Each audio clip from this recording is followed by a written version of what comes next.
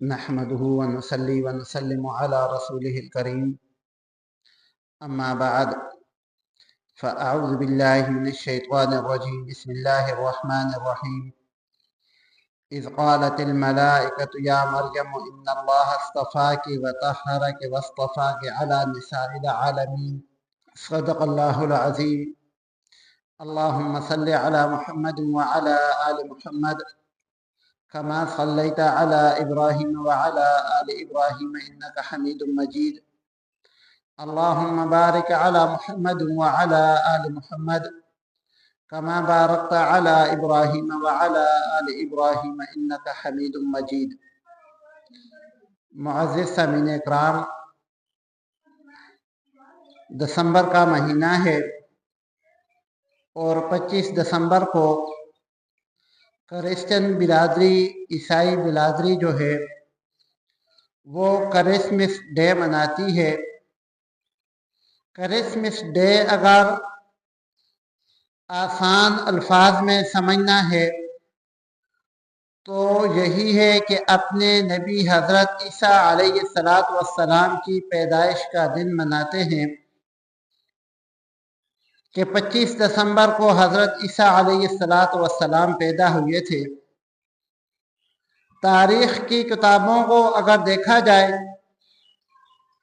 تو حضرت عیسیٰ علیہ السلام کی پیدائش 25 دسمبر کو متفقن علیہ نہیں ہے۔ خود عیسائیوں میں بھی یہ 25 دسمبر کی تاریخ جو ہے اس پر سب کا اتفاق نہیں ہے۔ بہرحال وہ لوگ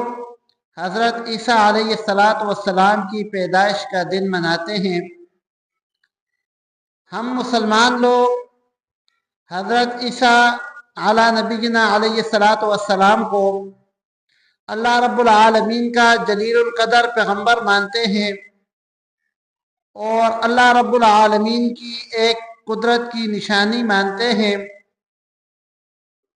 جب عیسیٰ علیہ السلام کا ذکر اس ہفتے میں عام ہونا ہے، علماء کی کوشش ہوتی ہے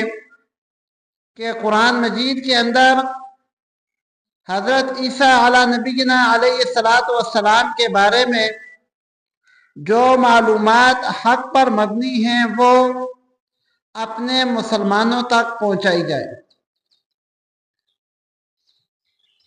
اللہ رب العالمین نے حضرت عیسیٰ علیہ السلام کو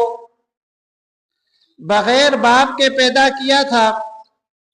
اور قرآن مجید کی ایک آیت کا ٹکڑا ہے ان مثل عیسیٰ عند اللہ کمثل آدم،